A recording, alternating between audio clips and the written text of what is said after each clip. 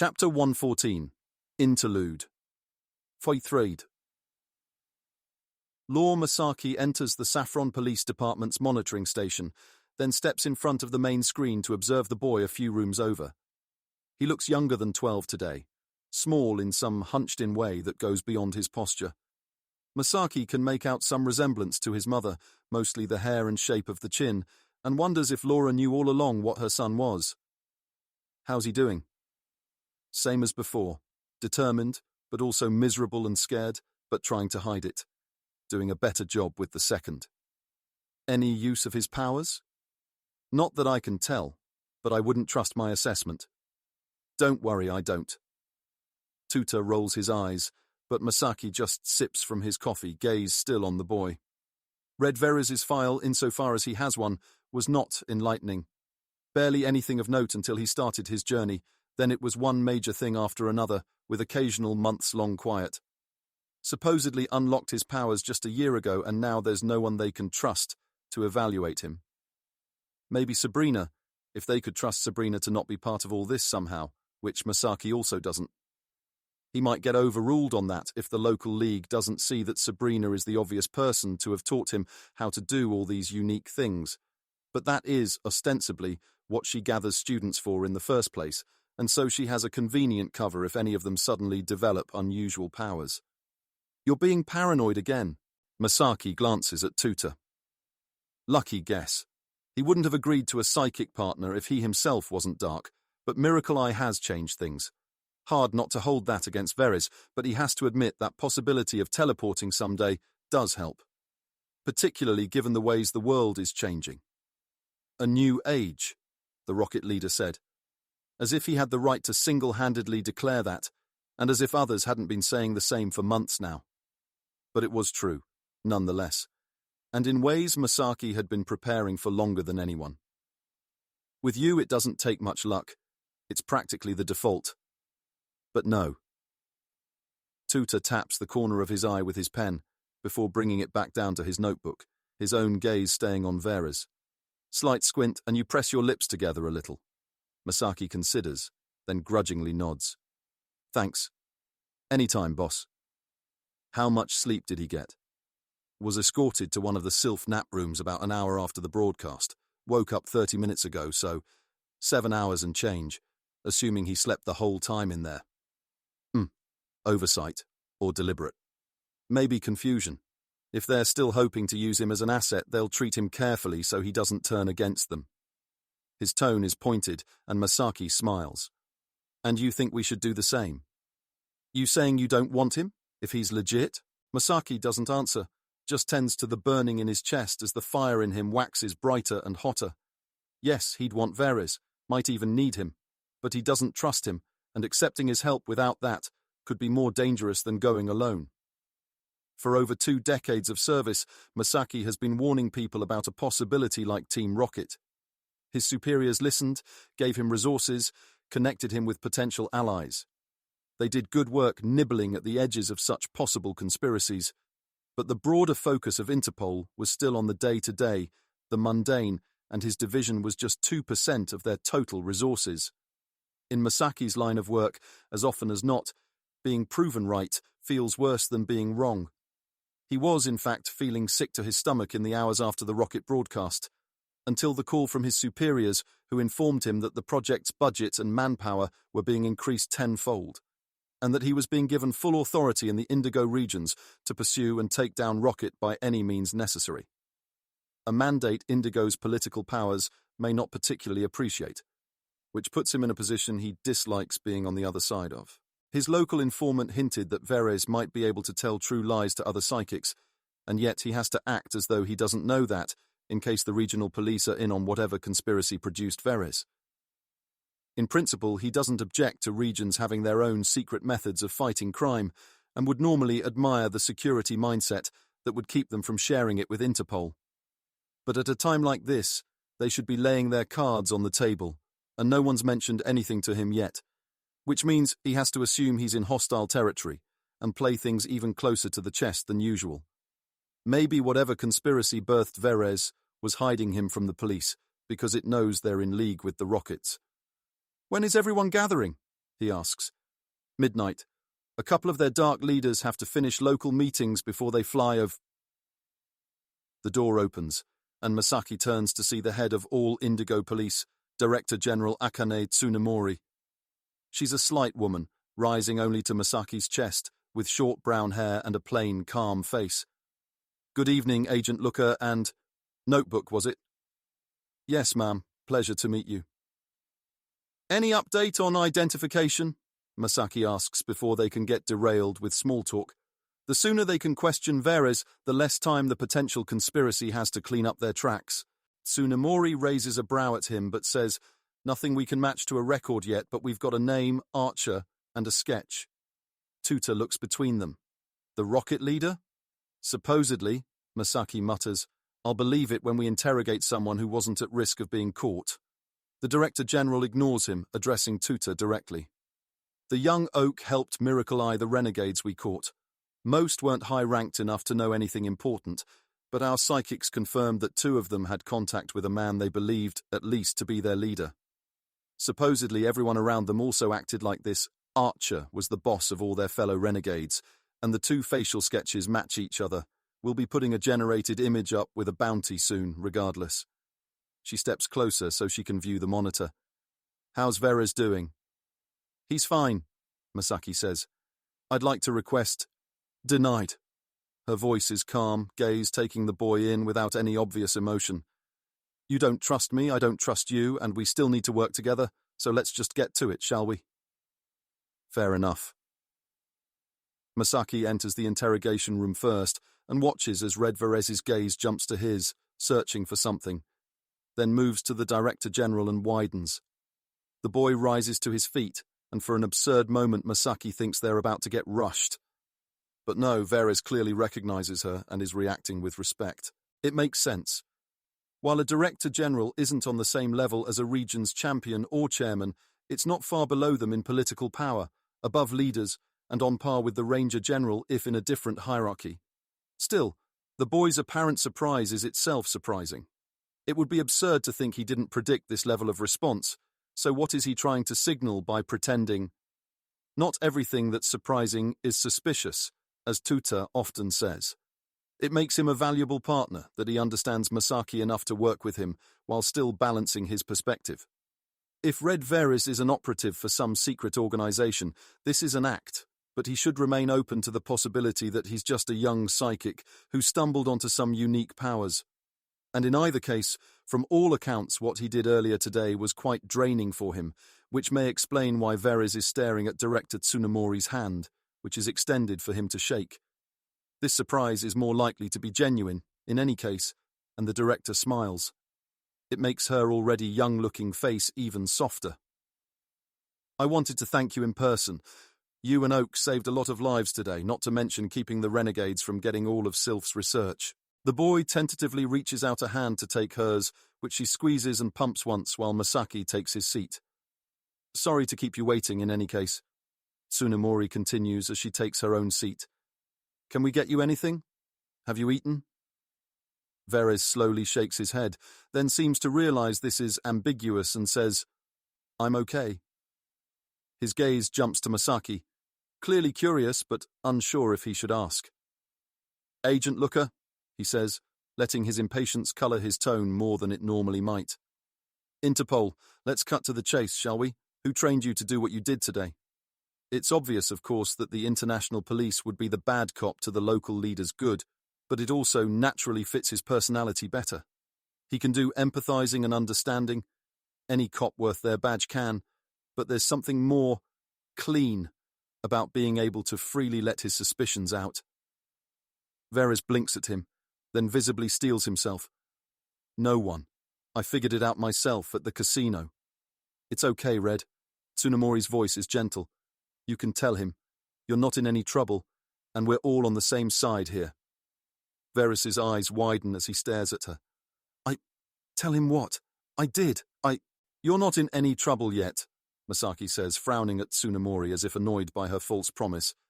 The main reason you're not under arrest, in case you're wondering, is that no one's quite clear what you did, so it's a little hard to determine what laws, if any, you broke. Burrell and the others say you saved a lot of lives, but you clearly violated the spirit of Article 2 to do it. It wasn't written with psychic powers in mind, but turning Mon against their trainers certainly qualifies under in any way intends to bring a human to lasting harm through use of living Pokemon, by my reckoning. If Varys was pale before, he's absolutely bloodless now. But, Director Tsunemori says, jerking Red's gaze to her own. You did it against renegades. The reason we don't deputize just anyone to use their Pokemon to kill humans in a crisis is that it's not something that can be restricted to just those moments. So maybe it's fine. Or even better, maybe it only works on Pokemon already trained to kill humans. Varys swallows, breaths audible in the quiet room as he wrenches his gaze from theirs and stares at the table. When he finally speaks, it's in a whisper. No. No what? Masaki asks, letting some of his buried tension out. Speak clearly. No. It would work on any Pokemon, even if not trained by a renegade. The confirmation sends a chill down his spine, and Masaki doesn't try to hide his emotions. Awe, fear, anger. It's all appropriate for this sort of revelation. But he keeps his suspicion to himself.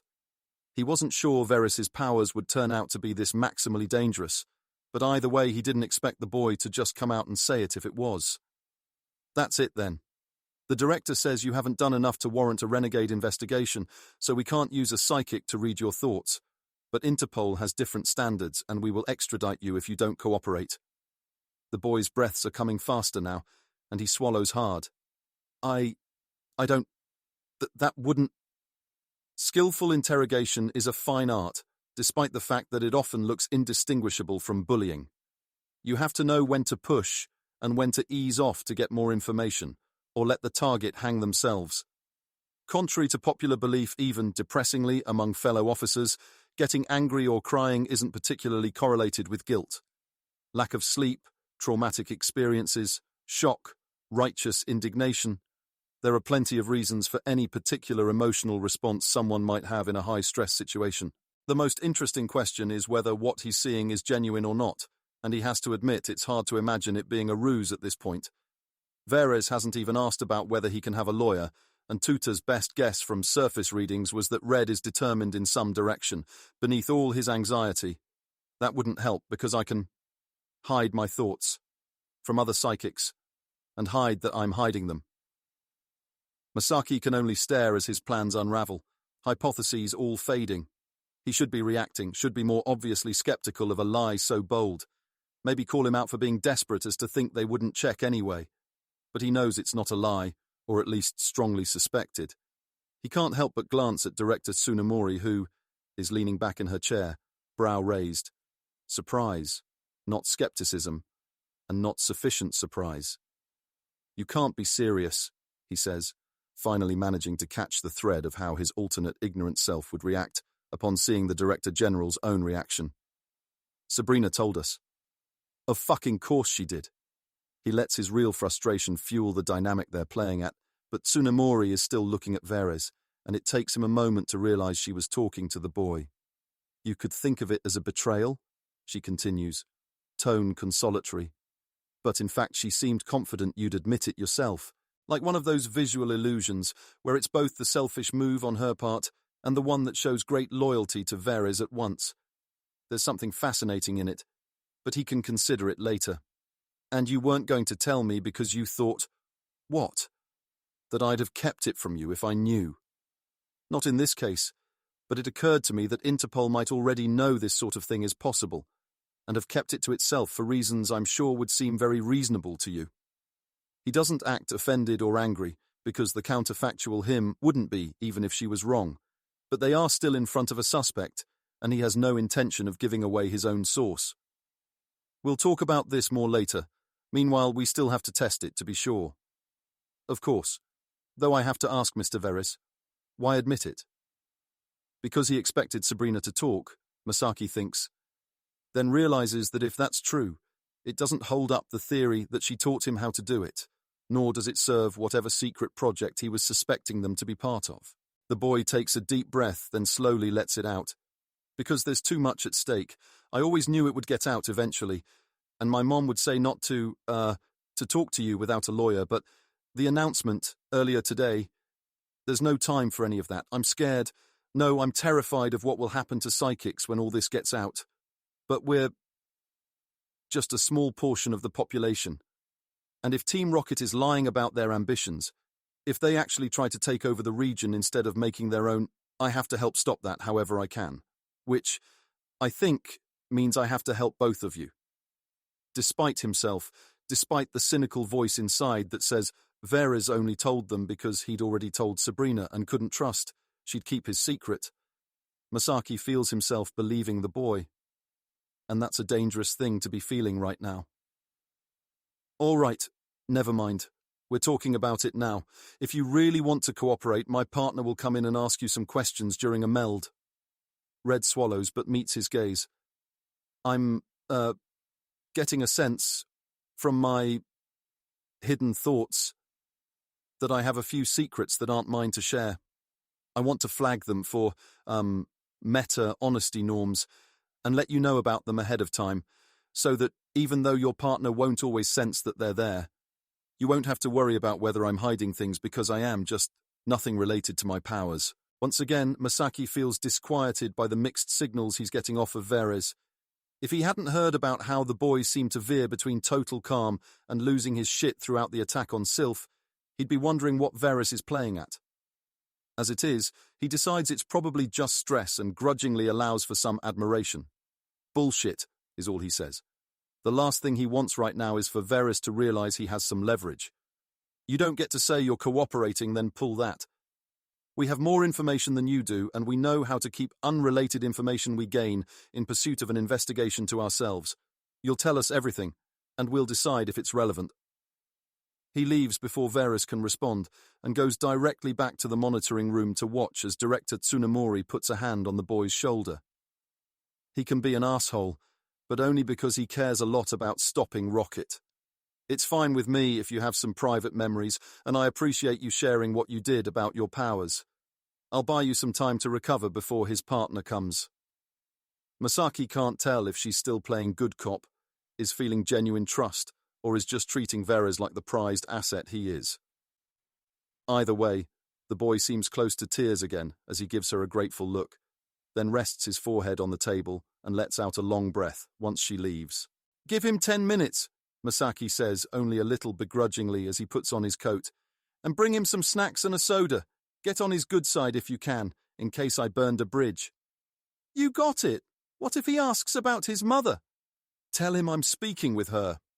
Which he is, if responding with one message for every dozen increasingly angry ones counts as speaking, which in Masaki's opinion it does. Much as he's come to respect her, she's clearly a mom first in this circumstance, as she should be, and it would be an injustice to allow the extra power that her profession gives her to sway him from treating her son like any other suspect. Not to mention dangerous, if he has good reason not to trust either of them. Tsunemori knocks, and Masaki leaves to join her in the hall, then follows toward the elevators. Once they're on the roof, and reasonably sure they're out of the boy's range, he walks a circle around it to make double sure there's no one else here. Then rejoins her at the entrance, which she leans against with her arms folded, eyes watching him beneath shadows cast from the lights above the doorway. Masaki sticks his hands in the pockets of his coat and meets her gaze, wondering if she's expecting him to break the silence first. She probably expects him to lay down some heavy-handed ultimatum or declare that he's recruiting Veres, which he would if he had any sense that they could trust him. Does it bother you at all that it took a scared young boy's honest desire to help others to get the two of us to cooperate? Her voice is soft. Do you ever wish things could be different? Aha. So she wasn't just playing good cop down there, unless of course all this is a ruse. What are you... I won't ask you to reveal your source, but you didn't react well enough to hide your lack of surprise. He could play the game further, point out that she doesn't know him well enough to judge that, even add that she'd say the same thing in a world where he did react differently just to judge his reaction to that, or see if she could fool him into revealing it. But she's right. It does bother him. He does find it sad, deep down, that he can't trust the police of any given region he goes to work in. He does wish things could be different. And yet now might be the worst time to trust a local cop not to be corrupt. Even the head of the local cops, maybe especially the head of the local cops, given that her region was revealed to have the first confirmed secret organization of renegades in it. His paranoia is screaming at him not to trust her, to keep treating her as a potential renegade collaborator or at best a source of leaks. He could also admit that they're in a strange new world. Admit that his way of doing things didn't in fact lead to the revelation of the renegades, except that she's going to expect him to have an inside source regardless of what he says, and actually openly collaborate with her fully the way Red Veres is appearing to. Or he could try going one level higher. Masaki looks away first and takes a few moments to draw the new identity, the new reality, around himself. Of course it bothers me, but I can't. I know. You'd be more than justified in wondering if Rocket sprang up and maintained its presence here because I'm incompetent or complicit.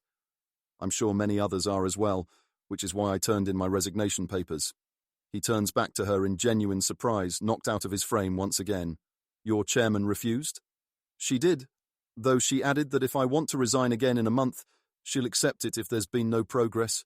Said it's my mess, not something I can hand off to someone else. Masaki snorts. He doesn't know how predictable that sort of thing was, but he agrees with the chairman's attitude.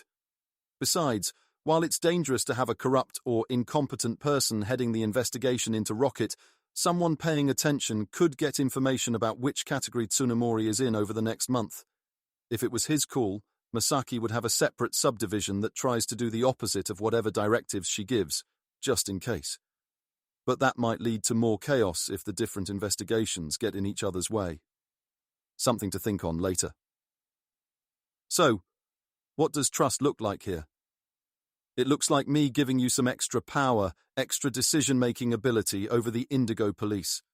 And in return you give fair and due consideration to the advice of me and my subordinates who know this region best and don't take actions that will cause irrevocable harm or ill will toward us from the citizenry without damn good reason to believe it will stop Rocket. It's a better offer than he expected. Almost too much so. I want Veres too. Absolutely not. His smile is wry. Power is clearly overrated. Think, Agent Looker. If he hadn't admitted that he can't be mind-read, we'd both still be assuming the other had secretly trained him.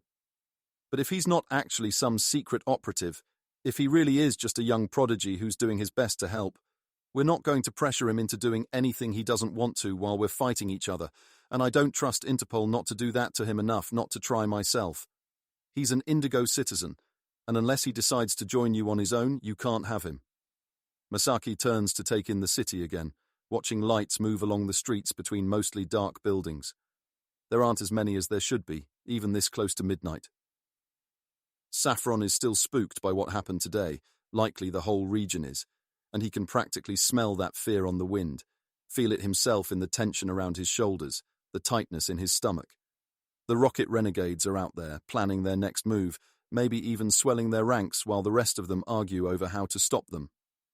My special project is about to have more funding and personnel than any other in the entire history of the International Police. The nightmare scenario is real. Yes, and you've been telling people for years about it, but it's real in my regions. If it's just in Kanto, then Johto might break off if it decides we're botching the investigation, or if we wreck too many civil liberties along the way. Plus, the world is watching. We're setting an example here with every move we make. The fact that they're operating here doesn't mean they're native or rooted here. If they all decide to leave tomorrow, how would you even know? That boy needs to be trained and integrated as soon as possible if we're going to have any chance at stopping them. Training he can receive here by both of us. He's offering to cooperate. Masaki frowns as some stubborn shard of skepticism rises back up in him. There's a way in which they're being played. He can feel it. He just can't think of what it might be. It gains their trust if Red knew they'd find out in other ways, but is a horrible gamble to take otherwise, since if they hadn't, he'd have been able to clear his name entirely, and the alternative, regardless of how he and Tsunemori react, society as a whole is going to be freaked out enough by what Veres can do, even without knowing that they can't check whether he's used his powers to kill someone that isn't a renegade. He must know that, given how dangerous his powers make him, he could face lifelong imprisonment or exile at best. If they are getting played, what possible plan would being trusted less be the first step of outrage over mistreatment to a hero? He is connected. Oak and his mother would raise hell, and plus, there was a part of the broadcast I keep thinking of. He muses. Overall, the thing was pretty standard manifesto, but so long as psychics are trusted in society, it is no longer safe for us. What did you make of that? Tsunemori is frowning now too, gaze distant. I thought it stuck out too at the time. A personal vendetta, maybe, mixed into the overarching philosophy. It's not untrue, just odd to call attention to. Masaki runs a hand through his hair as the warm summer breeze brings the sense of the countryside beyond the city to him. It makes people trust psychics more. Makes the public believe they should have more power if it's what renegades are afraid of. I don't like it, and I like it even less that Veres confessed what he could do to Sabrina, and she just sat on the information. Did she even have a justification for that? She said it was told to her in confidence, and that she only reported it to those she was required to. In other words, league business. Masaki makes a disgusted sound. That can't possibly hold for a thing like this, and just sounds like psychics covering for each other as usual. She gives him a look. Isn't your partner? I'm not a bigot, it's the timing that bothers me. And if he's not exactly excited by the prospect of psychics having even more power in society, he hardly thinks that's bigotry. I don't trust how self-defeating it was saying that, and whoever Archer is, if he's really leading Rocket, he shouldn't have been able to do that all these years making mistakes like that. Or he's a true believer. If he can really finish the Master Ball, then it's not just a fantasy. They really could carve out their own region, or take over one, and enforce a policy against psychics reading criminal minds. Right. It's not hard to hide his skepticism. The character he's playing, of someone who's suspicious of Tsunemori but ultimately trusts her, wouldn't necessarily reveal it if he's worried about being dismissed as paranoid. If everything that happened today was a ruse, and Veres is secretly working with the renegades to give psychics more power in the world, no, it doesn't quite fit. All those dark renegades were willing to sacrifice themselves for something they thought was real, which would be easy to set up, even in a world where their minds wouldn't be expected to be read, but Miracle Eye alone was good enough for that. The ability to make Pokémon attack their trainers is too toxic to gamble with. He's still missing something. But he can figure it out later when he has more time to observe Veres and do some poking around of his own. The Director General considers him for another moment, then goes back to staring at the lights of the city around them. Finally, she says, "We have to decide, before we go back down, how much we're trusting him. No more than we have to, obviously. And does that mean not sharing what we've learned in the investigation? If he's working with us, there'll be no keeping it from him. And if we don't want the public panicking in one direction or the other, he needs to be working with us, or at least appearing to." Masaki wastes a few seconds wishing they had the option to keep Veres's capabilities secret, but even if the officers who were there kept it to themselves, too many hostages witnessed renegades being attacked by their own Pokémon. Rumors would spread, and even if the public bought some other story, Rocket could figure it out. Red Veres is going to have multiple targets on his back after tonight. Masaki wastes another few seconds feeling sorry for the kid, in worlds where he's innocent, then says, "All right, let's give him what we've got so far, and see what exactly he's willing to offer." They go back down to find Tuta and one of the local police psychics in the room with Veres, who's sitting with his eyes closed. An empty sandwich wrapper sits in front of him, along with a can of soda, and Masaki remembers to check his phone to see if Mrs. Veres has said anything useful lately. Nope. Mostly just more demands for proof her son is okay, along with veiled threats. He snaps a picture to at least show they're feeding him, and sends it, along with a comment about how he's now speaking with the Director General about recruitment possibilities. "All right, that's good enough," Tuta says to Veres. "Now, please think about the first time you used your powers like this again, this time while focusing on the possibilities that ran through your mind." His partner's voice is friendly and soothing as he walks the boy through memories that they can verify, repeating half a dozen prompts with different emphasis each time to ensure all the relevant aspects of the experiences rise enough in his thoughts to be legible. Though there are similarities to non-psychic interrogation, Tuta once described it to him as being only somewhat easier with a resistant target, particularly one that has trained themselves to mix their memories and focus on different things than what they're prompted to. Masaki can tell just from listening to the prompts that Red isn't resisting, and spends another few minutes responding to various messages until the psychics are done. Tuta thanks Varys, then asks if he needs anything else, and the officer beside him escorts the boy to a nearby washroom, while Tuta returns to the monitoring room. So far as I can tell, he's being completely honest, Agent Tuta says, and you'd need to know him to hear the thread of pensiveness in his words. But you think he's hiding something still? No, it's not that. I mean, I have no idea if he is. There's some sign, at least, that something weird is going on, but namely it was the way we'd get the occasional thought from his partitioned self. That was noticeable, but only because it was noticeable to him as it happened too, and I think if it decided to stay silent, he wouldn't notice. So to us, it would just seem like his normal self. Tsunemori raises her brow. It? That makes it sound like there's a second person in his head. That's not entirely inaccurate, or at least it didn't used to be. That's what's on my mind, really. His brain has been a strange place over the past year, but he definitely didn't design this Saki to be a weapon against trainers. The name wasn't even his idea. And so far as I can tell, he's being honest that the idea to use it against renegades came to him in a burst of desperation while he was trapped under the casino. What was Sabrina's reaction when he told her he could lie to psychics? Masaki asks. From what he could tell, she seemed genuinely shocked, despite the fact that it was, apparently, her directive to her students to figure it out. I knew it.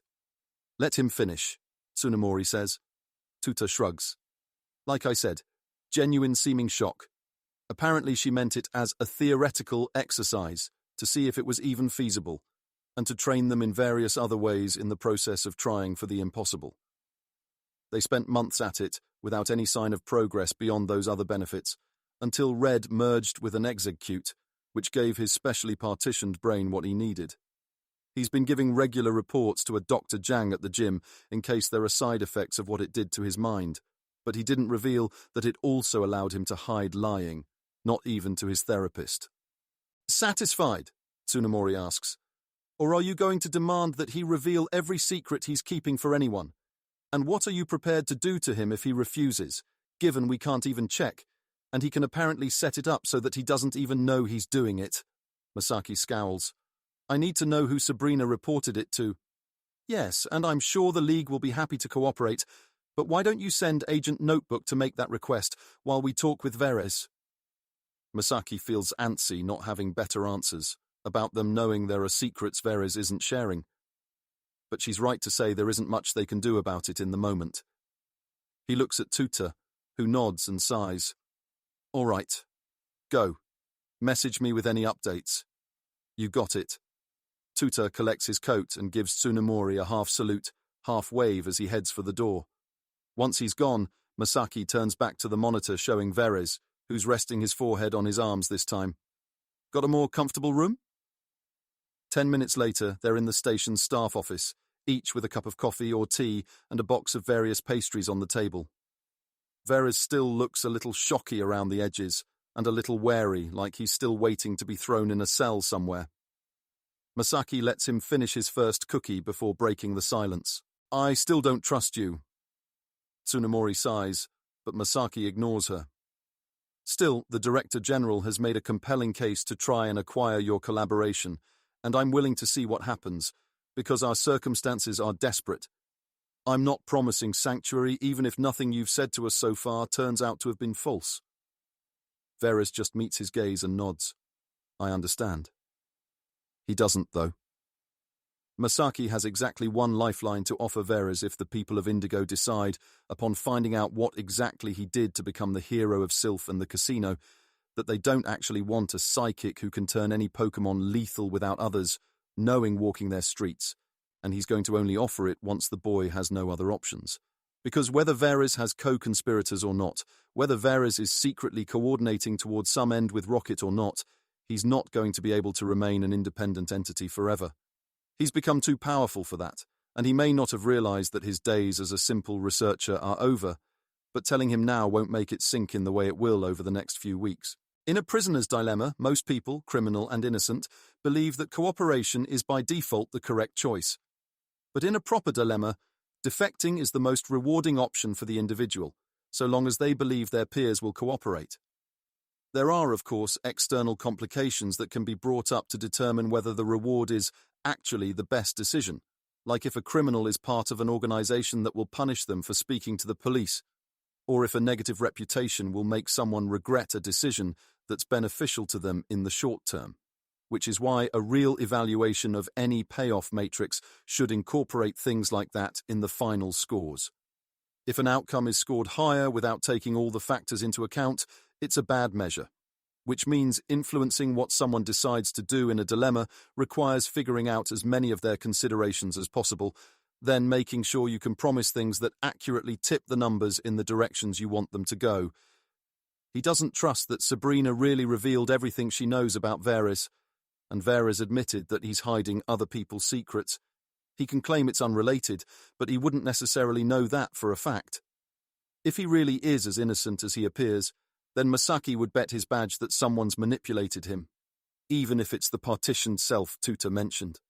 And since the most reliable way to get people to cooperate in a prisoner's dilemma is if both participants know that it is going to be repeated multiple times, or that others they could end up interacting with will know what they chose, Masaki needs to shut off any avenues of transparency or memory between Veres and anyone he might have collaborated with, which means he first has to figure out who they are, and if that doesn't shake the whole conspiracy down, then he'll make his offer and promise Red a defection he won't be able to refuse. Then first things first, do you know this man? He opens the folder beside him and slides over the AI-generated images built off the video clips and the profile sketches the psychics got out of the captured renegades. It's a man in his early or mid-30s with the pale skin of someone who spends most of his time indoors, an angular face, short teal hair, and pale blue eyes like chips of ice. There are a dozen of them with slight variations, and Veres studies them all with a slight frown. No, I've never seen someone like this, that I can remember at least. Who is it? The renegades supposedly just called him boss, but a couple knew him as Archer. The boy's crimson eyes snap up to his. This is the rocket leader. How Oak helped us miracle a few of the renegades we captured. We also have reason to believe that Archer probably wasn't bluffing when he said he got the 2 master ball parts, given their plan. Apparently the reason they let the hostages on the first few floors go was so a non-dark collaborator could rush in during the confusion without anyone noticing, and teleport out with it. We're still doing a thorough search, just in case, but we're not hopeful about it. With Pokémon unable to teleport with items on their own, it fits as the only remaining explanation for how they got it out. Veres leans back in his seat, eyes closed. So there's a chance it was all for nothing. Nothing? Tsunemori asks. Far from it. You saved many lives, and if Rocket had the complete prototype now, our timeline for catching them would be much shorter. Victory isn't guaranteed, of course, but... The boy shakes his head. I know it wasn't literally for nothing, I just meant... He bites his lower lip. Ah, Masaki says, and sips his coffee as he watches Veres. His face is so expressive, it's hard to imagine he's not playing things up just to appear more open. You mean revealing your secret? The boy nods, plainly miserable. I thought, even if every psychic in the region, in the world, gets exiled, or at least it would be worth it compared to... Have some faith, Mr. Veres, Tsunemori says, in people and in the rule of law. Veres looks at her with eyes that want to believe. You think... Like Agent Looker, I can't promise anything either for you or psychics as a whole. Perhaps society's reaction will be less than measured, but that's why we must believe in the system we've created and its ability to change to match the new worlds we keep finding ourselves in. Once again, Masaki finds himself surprised by the Director General. He wonders how genuine she's being, while Veres listens with rapt attention. Change how? That's what we all need to figure out together. While the League struggles against Pokémon never seen before, and to prepare for alien Pokémon far more powerful than any we've seen so far, this is our challenge as a society. What it means to be a renegade has changed, from both your discoveries and from the advances of technology. Veres is nodding, gaze back on the pictures of the rocket leader. I was thinking about that. Earlier today, someone mentioned that because of Miracle Eye, people have been disappearing, slipping away from their lives probably, afraid of what might happen to them. And now with that message, what's going to stop every renegade from joining him, or people worried about being branded one? I think there might be more of those than most would expect. It's true that the law doesn't always protect the people it should, Tsunemori says, voice soft, gaze on her tea. But people must protect the law and not give up on it. Or else Archer is right, and renegades are right to flee to the sanctuary he provides. And if people don't just turn against psychics, but turn the law against them as well, then they would be right to flee too. Masaki isn't sure he should interrupt whatever she's trying to do here, but he has to ask, if they would be right to flee, then why not just say the laws are wrong? What does protecting the law mean to you? Her plain face is solemn as she turns it to him, but her eyes burn with conviction. The law isn't a set of rules, but the accumulation of a region's desires for a better world, fragile, irreplaceable hope, to live in safety and peace with those around them, that such a thing is even possible. All throughout time, people have dreamed of a better world, one less built on fear of those stronger than them. We've come a long way from the days of warlords, but in order for that dream to continue to hold meaning, we have to try our best to protect the law to the very end, even from people who would change it to promote injustice, or people who would break it to accomplish some greater good. We can't just give up on it, or else we give up on those fragile hopes, that precious dream. Before he can answer, she turns back to Veres. Will you help us, Red? I know you have other aspirations, that this isn't your fight. You've done more than we could ask of you already, and almost lost your life for it. But we'll give you training, and some amount of authority, what protection we can while in this twilight zone between the old world and the new. I wish I could tell you your work will be well rewarded. In the end, we'll be justly rewarded. But all I can say is we need your help if we're going to stop Rocket, and in return I promise to do my best to protect anyone innocent of any crime, whether psychic or suspected renegade. The boy meets her gaze with something, for the first time all night, like hope. He sits a little different, his shoulders and neck a little straighter, as he says, I'll do everything I can. Masaki sips his coffee again, feeling both relief and suspicion. There's plenty he needs to do beyond this, but through it all he'll have to watch Veres closely to make sure their miracle isn't worse than the problem they need his help to solve.